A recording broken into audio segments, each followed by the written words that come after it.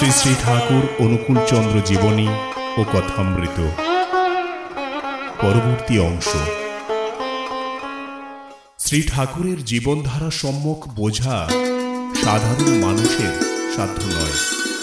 তার জীবনের যেদিকে দৃষ্টিপাত করা যায় সেদিকেই অপূর্ব ও অপার্থিব বলে মনে হয়। এই মহাজীবন একদিকে যেমন প্রজ্ঞায় সতত ভাস্বর, প্রেমে সমুজ্জ্বল ও কর্মে মহীয়ান, তেমনি অন্যদিকে দুর্গম ও গম্ভীর। কত কাল ধরে কত ধরনের লোক কত রকমভাবে ঠাকুরের সঙ্গে মেলামেশা করেছে, এবং তারা তো কতই যে অলৌকিক ও অপার্থিব শক্তির পরিচয় পেয়েছে তার ইয়ত্তা নেই। ঠাকুরের বাস্তব জীবনের বহু ঘটনাই অলৌকিক বলে মনে হয়, কারণ সেই সব ঘটনার মধ্যে কার্যকারণ সম্বন্ধ পাওয়া যায় না বলে সাধারণের কাছে সেগুলো দুর্বোধ্য। এ বিষয়ে তার কয়েকজন পার্শ্বদের কাছ থেকে এ ধরনের কতগুলি ঘটনার বিবরণ পাওয়া যায়। পার্শ্বদ সুশীলচন্দ্র বসু এমনই একটি ঘটনার কথা বলে। সে আজ অনেক দিনের আগের কথা। ঠাকুর আমাকে ডেকে বললেন, ইঞ্জিনিয়ার সাহেবের সঙ্গে তো আপনার জানাশোনা আছে, দাদাকে নিয়ে একবার তার কাছে যান, যদি এখানকার কাজটা হয়ে যায়। ঠাকুরের আদেশে আমি হরিহর বাবুকে আমাদের ইঞ্জিনিয়ার সাহেবের কাছে নিয়ে গিয়ে আমাদের কথা বললাম। কথাটা শুনে ইঞ্জিনিয়ার সাহেব বললেন, আমাদের এখানে একটা কাজ আছে বটে, তবে আমরা 150 টাকার বেশি দিতে পারবো না। উনি কলকাতার 500 টাকা বেতনের কাজ ছেড়ে এই জঙ্গলে মরতে আসবেন কেন? তাছাড়া কলকাতায় ওর মাইনে আরও বাড়তে পারে। আমরা ফিরে এসে ইঞ্জিনিয়ার সাহেবের কথা ঠাকুরকে জানালাম। তিনি তখন হরিহর বাবুর কাছে জানতে চাইলেন তার পরিবারে পোষ্য কয়জন। তার উত্তরে হরিহর বাবু বললেন, মোট 4 জন। ঠাকুর তখন বললেন, 150 টাকায় এখানে 4 জনের বেশ চলে যাবে। আপনি কালই কলকাতায় ফিরে আপনার পরিবারবর্গকে নিয়ে আসুন। হরিহর বাবু পরের দিন কলকাতায় রওনা হয়ে গেলেন। কলকাতার চাকরি ছেড়ে পাবনায় চাকরি করতে যাওয়ার কথা শুনে আত্মীয় স্বজন বন্ধু বান্ধব সবাই বলতে লাগলো যে হরিহর বাবুর মাথা খারাপ হয়ে গেছে। যাই হোক, শেষ পর্যন্ত হরিহর বাবু আর পাবনায় আসা হয়নি। এই ঘটনার 6 মাস পর হরিহর বাবুর একদিন কঠিন রোগ হল। ডাক্তারি পরীক্ষায় জানা গেল বাঁচার আশা নেই। তখন হরিহর বাবু নিজের অবস্থার কথা জানিয়ে ঠাকুরকে একটি চিঠি লেখেন।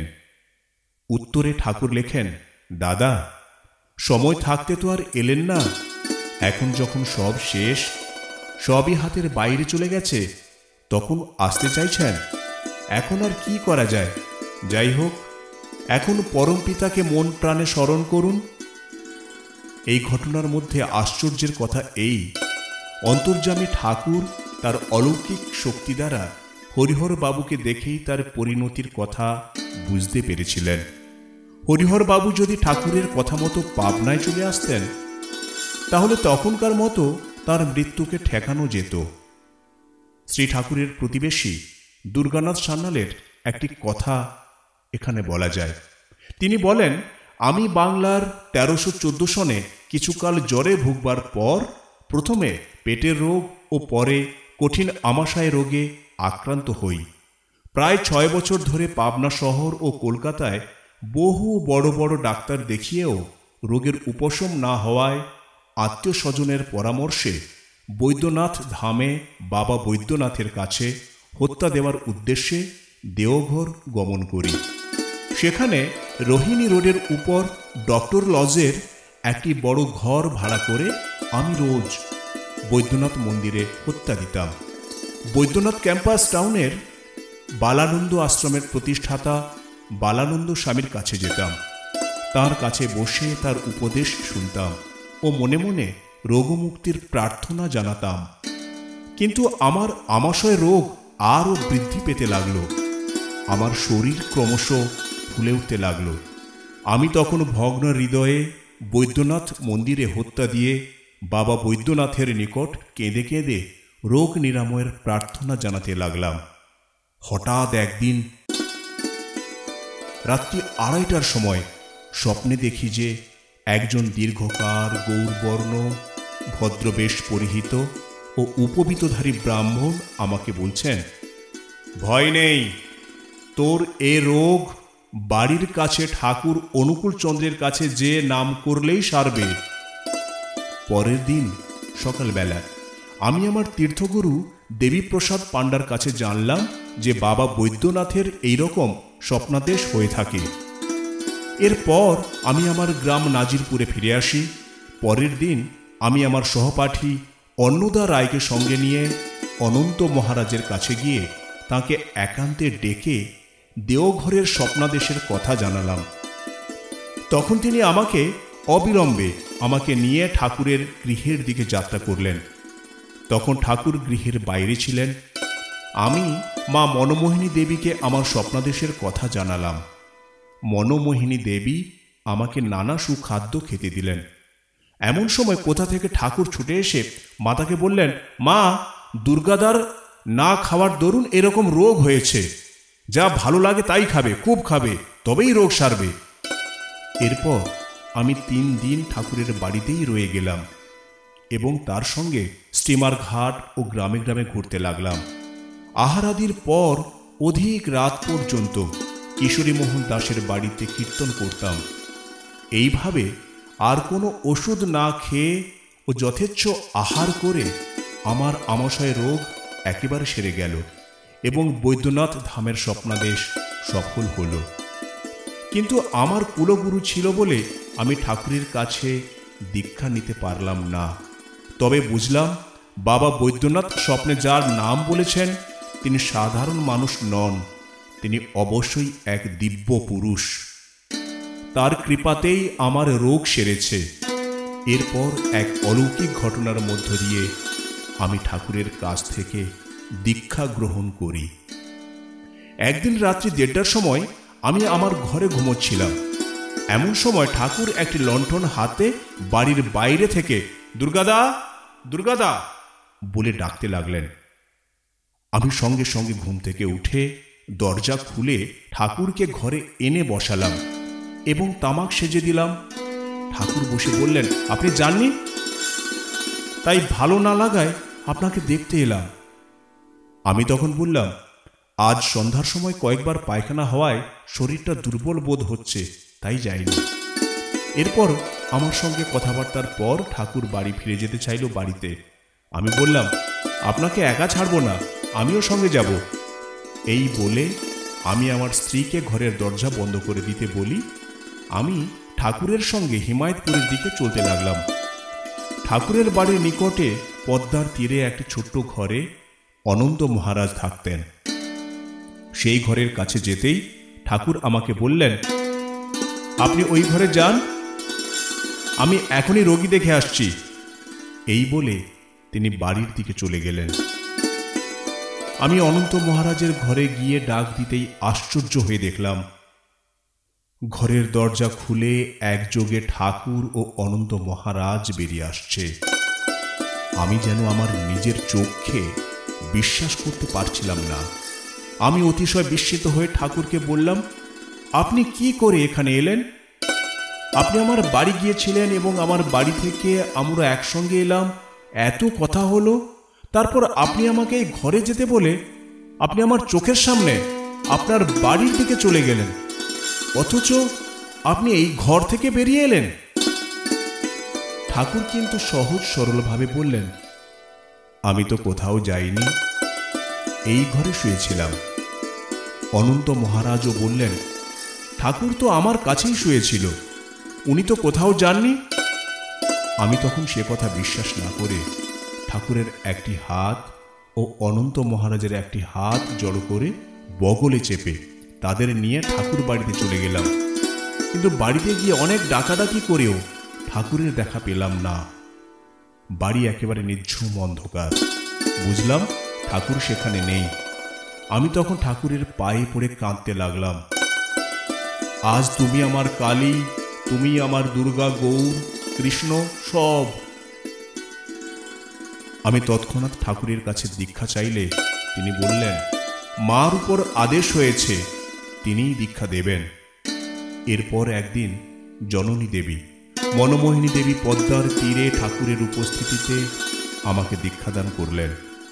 আমারও সব রোগ ও দুর্বলতা চিরদিনের জন্য চলে গেল। বুঝতে পারলাম দেবতার নির্দেশ সত্ত্বেও আমি ঠাকুরের কাছ থেকে দীক্ষা গ্রহণ করিনি বলেই আমার রোগ কিছুটা কমলেও একেবারে সারেনি। আজ দীক্ষা গ্রহণ করেই তার পরম তৃপ্তি লাভ করলাম এবং সব রোগ নিঃশেষ হয়ে সেরে যাওয়ায় দেহের মধ্যে বল খুঁজে পেলাম। এটি নিঃসন্দেহে এক অলৌকিক ঘটনা এবং ঠাকুরের একটি লীলা। এই ঘটনা থেকে আমরা বুঝতে পারি ঠাকুর প্রথাগত ও প্রত্যক্ষভাবে যোগ সাধনা না করলেও তিনি সিদ্ধ যোগীদের মতো সব যোগ বিভূতি লাভ করেছিলেন।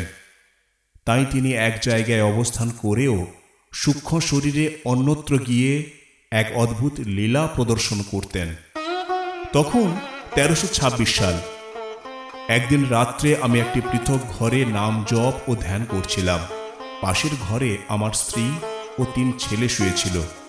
আমি ধ্যানে এমন মগ্ন হয়ে পড়ি যে বাইরের কোনো শব্দ কিছুতেই শুনতে পাচ্ছিলাম না। আমি ধ্যানের মধ্যে যে অনাহত নাদ বা শব্দ জপ করছিলাম আর তার একসময় শুনতে পেলাম না, কারণ তখন পাশের ঘর থেকে তুমুল গোলমালের শব্দ আসছিল। সেটাই শুধু শুনতে পাচ্ছি। জানলাম আমার 3 ছেলে চিৎকার চেঁচামেচি করছে আর আমার স্ত্রী তাদের খুব প্রহার করছে। তারা খুব কাঁদছে। আমি তখন অতিশয় বিরক্ত বোধ করে ধ্যান করতে করতেই হাত জোড়ো করে পরম পিতার নিকট প্রার্থনা জানালাম, আমার ধ্যানের বিঘ্ন স্বরূপ এই সন্তানগণ মরুক, আমার আর তাদের দিয়ে কোনো প্রয়োজন নেই। পরদিন সকালেই আমি অতিমাত্রা বিস্মিত হয়ে দেখলাম যে আমার 3টি ছেলে সর্দি, কাশি ও জ্বর বিকারে ভুগছে। আমি তখনই ঠাকুরের কাছে গিয়ে সব কথা জানালাম। আমার কথা শুনে শ্রী ঠাকুর বললেন, দুর্গানাথ দা, আপনি বড়ই অন্যায় করেছেন। আপনি ধ্যান করতে করতে ভাবাবস্থায় যে প্রার্থনা পরম পিতার কাছে জানিয়েছেন তা তো সত্য হবেই। আপনি নিজে উদ্ধার পেতে চান আর আপনার পারিপার্শ্বিক পরম পিতার দান তাদের মৃত্যু চান। একই সঙ্গে স্ববিরোধী দুটি ইচ্ছা কিভাবে পূরণ হতে পারে? কিভাবে দুই দিকে রক্ষা হবে? আমি তৎক্ষণাৎ আমার ভুল বুঝতে পেরে কোনো একটা কিছুর উপায় করার জন্য ঠাকুরের চরণে পড়ে কাতর প্রার্থনা জানাতে লাগলাম।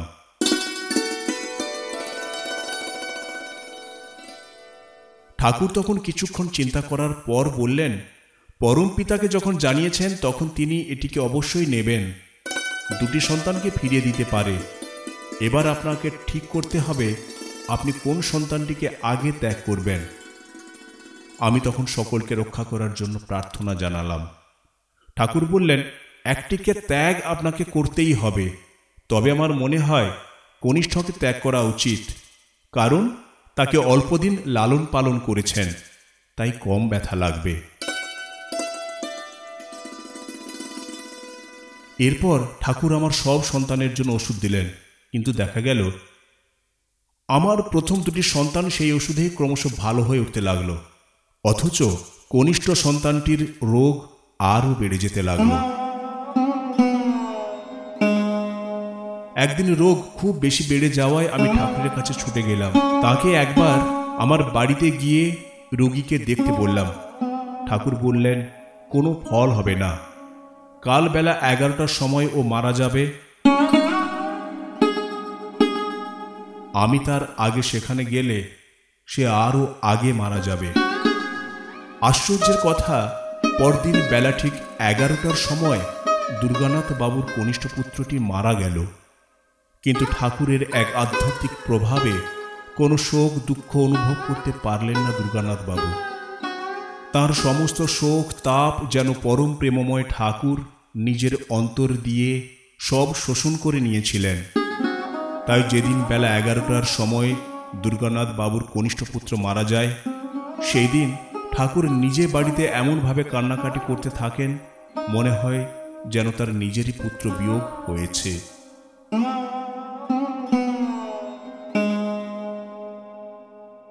একদিন আমার বিষয় সম্পত্তির শরিক ও সহপাঠী গিরীন্দ্রনাথ লাহিড়ী আমার বাড়িতে এসে বললেন, ঘর সংসার জোতজমা কিছু দেখো না, কেবল অনুকূল ঠাকুর ও তার আশ্রম নিয়ে মেতে আছো, আমি তোমাকে আশ্রম ছাড়া করবই।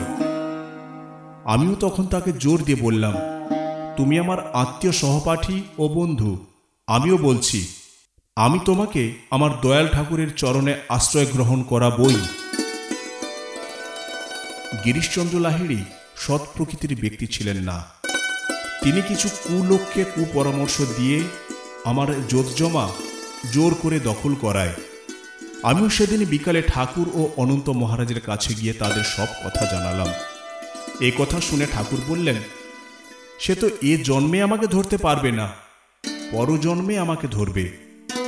কিন্তু অনন্ত মহারাজ ঠাকুরকে অনুরোধ জানিয়ে বললেন, দুর্গাদা যখন বলে ফেলেছেন তখন তো করতেই হবে। ঠাকুর তখন বললেন, তোমার দুর্গাদার কথায় সে দীক্ষা নেবে না, তবে কুষ্টিয়ার সতীশ জোয়ারদারকে যদি আনাতে পারো তবে সে তার কথায় দীক্ষা গ্রহণ করতে পারে।